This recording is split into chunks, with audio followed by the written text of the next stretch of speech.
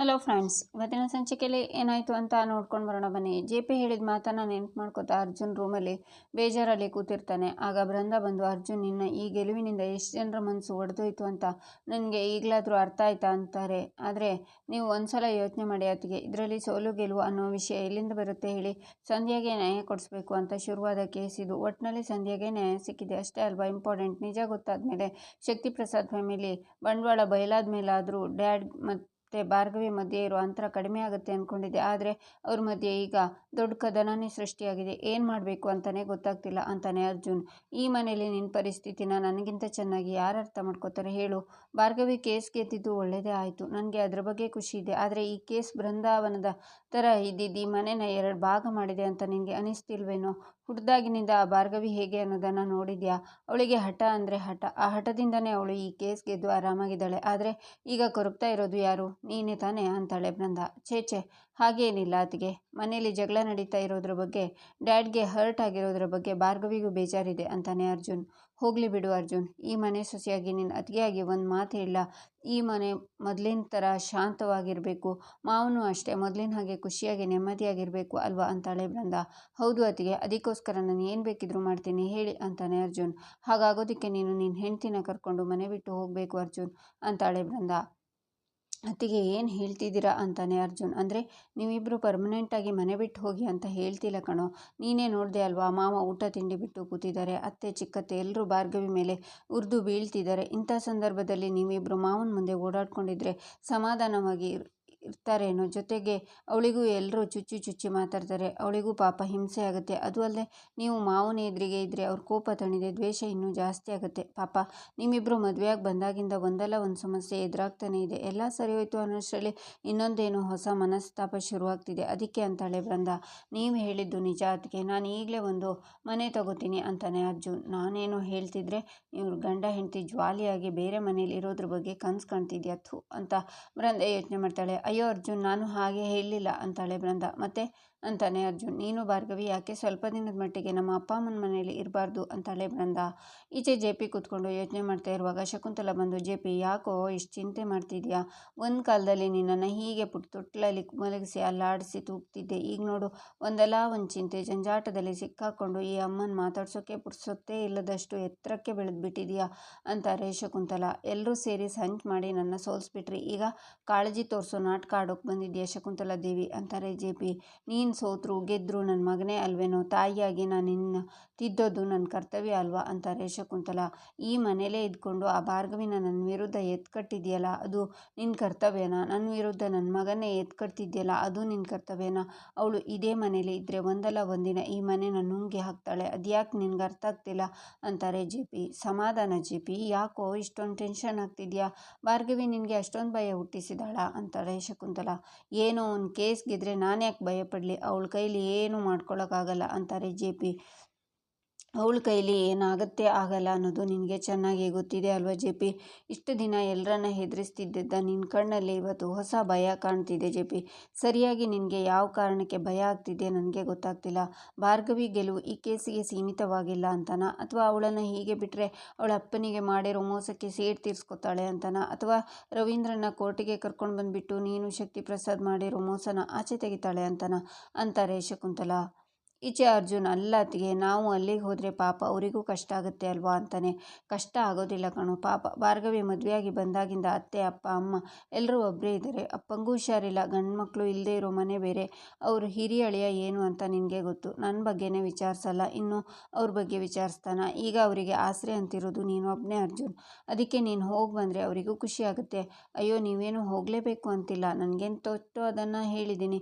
ನೀವಿಬ್ಬರು ಒಂದು ಸ್ವಲ್ಪ ದಿನ ಮನೆಯಿಂದ ಆಚೆ ಇದ್ದರೆ ಮನೆಯವ್ರ ಮನೆ ಒಲಿಸಿ ಮಾವನ ಕೋಪನ ತಣ್ಣಗೆ ಮಾಡಿ ನಿಮ್ಮನ್ನು ವಾಪಸ್ ಕರ್ಕೊಂಡು ಬರ್ಬೋದು ಅಂತ ಅಷ್ಟೇ ಅರ್ಜುನ್. ಎಲ್ಲರೂ ಖುಷಿಯಾಗಿರಬೇಕು ಅನ್ನೋದು ನನ್ನ ಆಸೆ, ನನ್ನ ಉದ್ದೇಶ.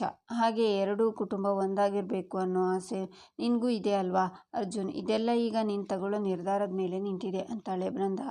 ಅದೇನೋ ನಿಜ ಅತ್ತಿಗೆ, ಆದರೆ ಡ್ಯಾಡ್ಗೆ ಮಾವನ ಕಂಡ್ರೆ ಅಷ್ಟಕ್ಕಷ್ಟೇ ಅಲ್ವಾ? ನಾನು ಅವ್ರ ಮನೆಗೆ ಹೋಗಿದ್ದೀನಿ ಅಂತ ಡ್ಯಾಡ್ಗೆ ದ್ವೇಷ ಜಾಸ್ತಿ ಆದರೆ ಅಂತಾನೆ ಅರ್ಜುನ್. ನನಗೆ ಬೇಕಾಗಿರೋದು ಅದೇ ಅಲ್ವಾ ಅಂತ ಯೋಚನೆ ಮಾಡಿ ಬೃಂದ ಅರ್ಜುನ್: ಅವರಿಗೆ ಈಗ ಹಳೆ ದ್ವೇಷಕ್ಕಿಂತ ನಿಮ್ಮ ಮೇಲಿರೋ ಕೋಪನೇ ಜಾಸ್ತಿ ಇದೆ. ನನಗೇನು ನೀವಿಬ್ಬರು ಅವ್ರ ಕಣ್ಮುಂದೆ ಕಾಣಿಸ್ಕೊಳ್ಳದೇ ಇರೋದು ಒಳ್ಳೇದನಿಸ್ತಿದೆ. ನೀವಿಬ್ಬರು ವಾಪಸ್ ಬರೋ ಅಷ್ಟರಲ್ಲಿ ಅವ್ರ ಕೋಪ ತಣ್ಣ ಮಾಡೋ ಜವಾಬ್ದಾರಿ ನಂದು. ಅರ್ಜುನ್: ಹೇಳೋದನ್ನೆಲ್ಲ ಹೇಳಿದ್ದೀನಿ, ಇನ್ನೂ ನಿರ್ಧಾರ ನಿಂದು ಅಂತಾಳೆ ಬೃಂದಾ. ಈಚೆ ಶಕುಂತಲ: ಬೇಡ ಬೇಡ ಅಂದ್ರು. ಒಂದ್ರ ಮೇಲೆ ಒಂದು ಸುಳ್ಳು ಹೇಳ್ತಾನೆ ಹೋದೆ, ತಪ್ಪು ಮಾಡ್ತಾನೆ ಹೋದೆ. ಈಗ ನೋಡು, ಅದೇ ತಪ್ಪಿನ ಸುಳಿಯಲ್ಲಿ ನೀನು ಸಿಕ್ಕಾಕ್ಕೊಂಡಿದ್ಯಾ. ಮಾಡಿರೋ ಕರ್ಮದಿಂದ ತಪ್ಪಿಸ್ಕೊಳ್ಳೋಕ್ಕಾಗತ್ತಾ ಜೆಪಿ ಅಂತಾರೆ. ಏಯ್, ಅತಿಯಾಗಿ ಯೋಚನೆ ಮಾಡಬೇಡ. ನಾನು ಕೋರ್ಟಿಂದ ಆಚೆ ಹಾಕಿರೋ ಆ ರವೀಂದ್ರನ ಮತ್ತೆ ಕೋರ್ಟ್ಗೆ ಕರ್ಕೊಂಡು ಬರ್ತಾಳಾ? ಇಂಪಾಸಿಬಲ್ ಅಂತಾರೆ ಜೆಪಿ. ಭಾರ್ಗವಿಗೆ ಇಂಪಾಸಿಬಲ್ ಅನ್ನೋದು ಯಾವುದೂ ಇಲ್ಲ. ನಿನಗಾಗಿರೋ ಸೋಲಿಗಿಂತ ದೊಡ್ಡ ಶಿಕ್ಷೆ ನಿನಗೆ ಸಿಕ್ಕಿದೆ. ಏನು ಗೊತ್ತಾ, ಇನ್ನು ಮುಂದೆ ಅನ್ಯಾಯ ಮಾಡಿದರೆ ಸಿಕ್ಕಾಕೋತೀನಿ ಅನ್ನೋ ಭಯದ ಬೀಜನ ಭಾರ್ಗವಿ ನಿನ್ನ ಮನಸ್ಸಲ್ಲಿ ಬಿತ್ತಿದ್ದಾಳೆ. ಅದೇ ಭಾರ್ಗವಿಯ ದೊಡ್ಡ ಗೆಲುವು. ಇವಾಗಾದರೂ ತಿದ್ಕೋ ಜೆಪಿ. ಇವತ್ತು ಕೇವಲ ಒಬ್ಬ ಲಾಯರ್ ಆಗಿ ಸೋತಿದ್ಯಾ, ನಾಳೆ ಒಬ್ಬ ಮನುಷ್ಯನಾಗಿ ಎಲ್ಲರ ಮುಂದೆ ಸೋತೋಗ್ತೀಯಾ. ಹಾಗಾಗಬಾರ್ದು ಅಲ್ವಾ? ಎಲ್ಲ ತಾಯಂದ್ರಿಗೂ ತನ್ನ ಮಕ್ಕಳು ಸಜ್ಜನರಾಗಿ ಚೆನ್ನಾಗಿರಬೇಕು ಅನ್ನೋ ಆಸೆ ಇರುತ್ತೆ ಜೆಪಿ. ಅದೇ ಆಸೆಯಲ್ಲಿ ಕೇಳ್ತಿದ್ದೀನಿ, ಆದಷ್ಟು ಬೇಗ ಈ ದುಷ್ಟರ ಸಹವಾಸನ ಬಿಟ್ಟು ನೀನು ನಿನ್ನ ತಿದ್ಕೊಳ್ಳೋ ಅಂತಾರೆ ಶಕುಂತಲಾದೇವಿ ಅಂತ ಕೂಗ್ತಾರೆ ಜೆಪಿ.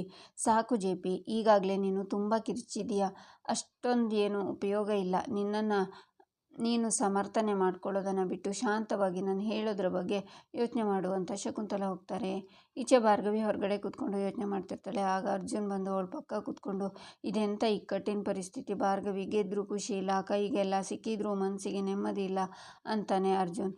ನಾನು ಪಾರ್ಥ, ನಿನ್ನ ಮಡಿಲಲ್ಲಿ 1-2 ನಿಮಿಷ ಮಲಗ್ಬೋದಾ ಅಂತ ಭಾರ್ಗವಿ ಅಂದಾಗ ಅರ್ಜುನ್ ಸರಿ ಅಂತಾನೆ. ಅರ್ಜುನ್ ತೊಡೆ ಮೇಲೆ ಭಾರ್ಗವಿ ಮಲ್ಕೊಂಡು, ನಿಮಗೆ ನಾನಂದರೆ ಅದೆಷ್ಟು ಪ್ರೀತಿ ಅಂತ ನನಗೆ ಗೊತ್ತು ಪಾರ್ಥ. ಹಾಗೆ ನಾನು ಹೇಗೆ, ನನ್ನ ಕೆಲಸ ಹೇಗೆ ಅನ್ನೋದು ನಿಮಗೆ ಗೊತ್ತು ಅಂತ ನನಗೆ ಗೊತ್ತು. ಸಂಧ್ಯಂಗಾದ ಅನ್ಯಾಯ ನನಗೆ ಬರೀ ಒಂದು ಕೇಸ್ ಆಗಿರಲಿಲ್ಲ, ಪರ್ಸ್ನಲ್ ಆಗಿ, ಪ್ರೊಫೆಷ್ನಲ್ ಆಗಿ ಎಲ್ಲ ಥರದಲ್ಲೂ ಬರೀ ಅದ್ರ ಬಗ್ಗೆ ಯೋಚನೆ ತುಂಬಿಕೊಂಡಿತ್ತು. ಇಷ್ಟೊಂದು ಹೋರಾಟ ಮಾಡಿ ಕೊನೆಗೂ ನ್ಯಾಯ ಕೊಡಿಸಿದ್ವಿ. ಆದರೆ ಗೆಲುವನ್ನು ಅರಗಿಸಿಕೊಳ್ಳೋ ಮೊದಲೇ ಅದೇ ಗೆಲುವು ಈ ಮನೆಯವರ ಮನಸ್ಸನ್ನು ಒಡೆದಾಕತ್ತೆ ಅಂತ ನಾನು ಅಂದ್ಕೊಂಡಿರಲಿಲ್ಲ ಪಾರ್ಥ ಅಂತ ಅಳ್ತಾಳೆ ಭಾರ್ಗವಿ.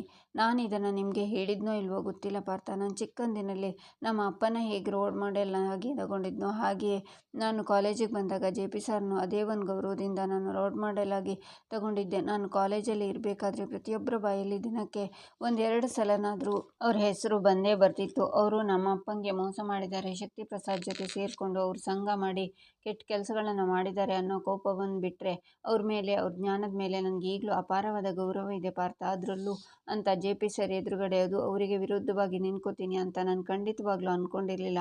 ಆದರೆ ಈ ಗೆಲುವು ಇಷ್ಟೊಂದು ಪರಿಣಾಮ ಬೀಳುತ್ತೆ, ಅದರಿಂದ ನಿನಗೂ ತೊಂದರೆ ಆಗ್ತಿದೆ ಅಂತ ನೋಡಿ ನನಗೆ ತುಂಬ ಸಂಕಟ ಆಗ್ತಿದೆ ಅಂತಾಳೆ ಭಾರ್ಗವಿ. ನೋಡಿ ಭಾರ್ಗವಿ, ನೀವು ಯಾವ ತಪ್ಪನ್ನು ಮಾಡಿಲ್ಲ, ಯಾರಿಗೆ ಅವಮಾನನೂ ಮಾಡಿಲ್ಲ, ಅಗೌರವವನ್ನು ತೋರಿಸಿಲ್ಲ. ಆದರೆ ಏನು ಮಾಡೋದು, ಡ್ಯಾಡ್ ಅಷ್ಟು ದೊಡ್ಡ ಸ್ಥಾನದಲ್ಲಿರೋ ವ್ಯಕ್ತಿ, ಅಂಥ ವ್ಯಕ್ತಿ ಎಡವಿದಾಗ ಪ್ರಪಂಚ ನಗೋದು ಸಹಜ ಅಲ್ವಾ? ಅದು ನಿಮ್ಮ ತಪ್ಪು ಅನ್ನೋಕ್ಕಾಗತ್ತಾ? ಡ್ಯಾಡ್ಗೆ ಇದು ಫಸ್ಟ್ ಸೋಲು, ಅದಕ್ಕೆ ಮನಸ್ಸಿಗೆ ಸ್ವಲ್ಪ ಹಚ್ಕೊಂಡಿದ್ದಾರೆ ಅಷ್ಟೇ ಅಂತಾನೆ ಅರ್ಜುನ್. ಅದೇನೇ ಆಗಿದ್ರೂ ಆ ವಿಷಯನ ಕೋರ್ಟಲ್ಲಿ ಬಿಟ್ಟು ಮನೆಯಲ್ಲಿ ನಿಮ್ಮ ತಂದೆ ಆಗಿರ್ತಾರೆ ಅಂತ ನಾನು ಅಂದ್ಕೊಂಡಿದ್ದೆ. ಕೇಸ್ ಮುಗಿದ ಮೇಲೆ ಆ ಕೇಸನ್ನು ಎಳೆದಾಡಲ್ಲ ಅಂತ ಅಂದ್ಕೊಂಡಿದ್ದೆ. ಲಾಯರ್ ಆಗಿ ನಮ್ಮ ಬೆನ್ನು ತಟ್ಟಿ ಪ್ರೋತ್ಸಾಹ ಮಾಡದೇ ಇದ್ರೂ ತೊಂದರೆ ಇಲ್ಲ, ಆದರೆ ಮನೆಯಲ್ಲಿ ನಿಮ್ಮ ತಂದೆಯಾಗಿ ನಮಗೆ ಆಶೀರ್ವಾದ ಮಾಡಿದರೆ ಅಷ್ಟೇ ಸಾಕಿತ್ತು. ಆ ಭಾಗ್ಯನೂ ಇಲ್ಲದೆ ಹೋಯ್ತಲ್ಲ ಪಾರ್ಥ. ಅವ್ರು ನನ್ನ ಹೇಗೆ ನೋಡ್ಬೋದು, ನಾನು ಅವರನ್ನು ಕೇಸ್ ವಿಷಯದಲ್ಲಿ ಹೇಗೂ ನೋಡ್ಬೋದು, ಆದರೆ ನಾನು ಅವರನ್ನು ನನ್ನ ತಂದೆ ಸ್ಥಾನದಲ್ಲಿಟ್ಟು ತುಂಬ ಗೌರವದಿಂದ ನಡ್ಕೋತಿದ್ದೀನಿ ಪಾರ್ಥ ಅಂತಾಳೆ ಭಾರ್ಗವಿ. ಗೊತ್ತು ಭಾರ್ಗವಿ, ಅವರು ಹುಡುಕಿದಿದ್ರು ನಿಮ್ಮಷ್ಟು ಒಳ್ಳೆ ಸೊಸೆ ಸಿಗ್ತಿರ್ಲಿಲ್ಲ ಅವರಿಗೆ. ಅದ್ಯಾರೇ ಸಿಕ್ಕಿದ್ರು ನನ್ನ ಮನಸ್ಸಲ್ಲಿ ನಿಮ್ಮ ಸ್ಥಾನ ತುಂಬಿಸೋಕೆ ಸಾಧ್ಯನೇ ಇಲ್ಲ. ಅವರಿಗೆ ಬೇಜಾರಿರೋದು ನನ್ನ ಮೇಲೆ. ಸ್ವಂತ ಮಗ ತನ್ನ ವಿರುದ್ಧ ನಿಂತ್ಕೊಂಡಿದ್ದಾನೆ ಅಂದ್ಕೊಂಡಿದ್ದಾರೆ. ತಪ್ಪು ನಂದೇ ಅಂತಾನೆ ಅರ್ಜುನ್. ಇಲ್ಲ ಅರ್ಜುನ್, ಇದಕ್ಕೆಲ್ಲ ಕಾರಣ ನಾನು. ಸುಮ್ಮನೆ ನೀವು ಹೇಳಿದಾಗ ಲಾ ಪ್ರಾಕ್ಟೀಸ್ನ ಬಿಟ್ಬಿಡ್ಬೇಕಾಗಿತ್ತು. ಹಾಗೇನಾದರೂ ಬಿಟ್ಟಿದ್ದರೆ ನನ್ನ ಉಸಿರೇ ನಿಂತು ಹೋಗ್ತಿತ್ತು ಅಂತಾಳೆ ಭಾರ್ಗವಿ. ಆಗ ಅರ್ಜುನ್ ಅವಳು ಬಾಯನ್ನು ಮುಚ್ತಾನೆ. ನಾವೆಷ್ಟೇ ದುಃಖಪಟ್ಟರು, ಕಣ್ಣೀರಿಟ್ಟರು ಅವ್ರ ಕೋಪ ತಣಿಯಲ್ಲ ಭಾರ್ಗವಿ. ಅವ್ರ ಕೋಪ ತಣಿಯವರೆಗೂ ನಾವು ದೂರ ಇರೋಣವಾ ಅಂತಾನೆ ಅರ್ಜುನ್. ಈಚೆ ಬೃಂದ ತನ್ನ ಮತ್ತು ಚರಣ್ ಜೊತೆಗಿರೋ ಫೋಟೋನ ಇಟ್ಕೊಂಡು, ಮೈ ಡಿಯರ್ ಚರಣ್, ನಿನ್ನನ್ನು ಮದುವೆ ಆಗಿದ್ದು ನಿನ್ನ ದುಡ್ಡು, ಆಸ್ತಿ, ಅಂತಸ್ತು ಇದನ್ನು ನೋಡಿನೇ. ಆದರೆ ಏನು ಮಾಡಲಿ, ಒಂದು ಸ್ವಲ್ಪ ದಿನದಲ್ಲೇ ನಿನ್ನ ಬಗ್ಗೆ ಪ್ರೀತಿ ಶುರುವಾಯಿತು. ನಾನು ಕೆಟ್ಟವಳೆ ನಿಜ, ಆದರೆ ನೀನು ತುಂಬ ಒಳ್ಳೆಯವನು ಕಣೋ. ನಿನ್ನ ಪಡೆಯೋಕೆ ನಾನು ತುಂಬ ಪುಣ್ಯ ಮಾಡಿದ್ದೆ. ಆಗಿಂದ ನಾನು ನಿನ್ನ ಪ್ರೀತಿಗೋಸ್ಕರನೇ ಹಂಬಲಿಸ್ತಿದ್ದೀನಿ. ಆದರೆ ನಿನಗೆ ಆ ಭಾರ್ಗವಿ ಮೇಲೆ ಪ್ರೀತಿ. ನೀನು ಅದೆಷ್ಟೇ ದೂರ ತಳ್ಳಿದ್ರು ಅದೇ ಒಂದು ಕಾರಣಕ್ಕೆ ನಾನು ಸುಮ್ಮನೆ ಇದ್ದೆ. ನನಗೆ ನಿನ್ನ ಮೇಲೆ ಪ್ರೀತಿ ಆದ ಹಾಗೆ ನಿನಗೂ ಒಂದಲ್ಲ ಒಂದಿನ ನನ್ನ ಮೇಲೆ ಪ್ರೀತಿ ಆಗುತ್ತೆ ಅಂದ್ಕೊಂಡಿದ್ದೆ. ನಿನ್ನ ಡ್ಯಾಡ್ಗೆ ಹೆಲ್ಪ್ ಮಾಡಿದೆ, ಆ ಶಕ್ತಿ ಪ್ರಸಾದ್ಗೆ ಹೆಲ್ಪ್ ಮಾಡಿದೆ, ಇದನ್ನೆಲ್ಲ ಮಾಡಿದ್ಯಾ ಕೇಳು ನಿನಗೆ ಹತ್ತಿರ ಆಗೋದಕ್ಕೋಸ್ಕರ. ಆದರೆ ಇಷ್ಟೆಲ್ಲ ಮಾಡಿ ನನಗೆ ಸಿಕ್ಕಿದ್ದೇನು ಹೇಳು, ಬರೀ ಅವಮಾನ, ಅದೇ ನೋವು ಅಂತಾಳೆ ಬೃಂದ. ಈಚೆ ಭಾರ್ಗವಿ ದೂರನ, ನಾವು ಮನೆಯವರನ್ನು ಬಿಟ್ಟು ಇನ್ನೆಲ್ಲಿಗೆ ಹೋಗೋಕ್ಕೆ ಸಾಧ್ಯ ಅಂತಾಳೆ.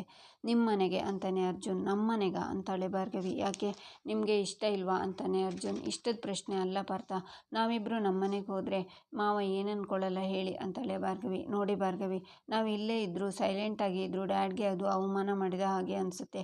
ಅದಕ್ಕಿಂತ ನಾವು ದೂರದ ನಿಮ್ಮ ಮನೇಲಿ ಇರೋದು ವಾಸಿ. ಸ್ವಲ್ಪ ದಿನ ಅಷ್ಟೇ, ಎರಡೂ ಮನೆಯವರು ಒಂದಾಗೋಕ್ಕೆ ಇದೊಂದು ಒಳ್ಳೆಯ ಅವಕಾಶ. ಎಲ್ರಿಗೂ ಸಮಾಧಾನ ಆಗೋಕ್ಕೆ ನಾವು ಈ ನಿರ್ಧಾರನ ತಗೊಳ್ಳೇಬೇಕು ಅಂತ ಭಾರ್ಗವಿ ಕೈನ ಹಿಡ್ಕೊತಾನೆ ಅರ್ಜುನ್. ಸರಿ ಅಂತಾಳೆ ಭಾರ್ಗವಿ. ನಂತರ ಭಾರ್ಗವಿ ಅಪ್ಪನ ಮನೆ ಹತ್ರ ಜನ ಭಾರ್ಗವಿನ ಹೋಗಲೇ ಆರತಿ ಮಾಡಿ ಭಾರ್ಗವಿಗೆ ಜೈ ಅಂತ ಘೋಷನ ಕೂಗ್ತಾರೆ. ಇಲ್ಲಿಗೆ ಈ ಸಂಚಿಕೆ ಮುಕ್ತಾಯವಾಗುತ್ತೆ. ಮುಂದಿನ ಸಂಚಿಕೆಗಾಗಿ ನಮ್ಮ ಚಾನಲನ್ನು ನೋಡಿ, ಸಬ್ಸ್ಕ್ರೈಬ್ ಮಾಡಿ, ಲೈಕ್ ಮಾಡಿ, ಸಪೋರ್ಟ್ ಮಾಡೋದನ್ನು ಮರಿಬೇಡಿ.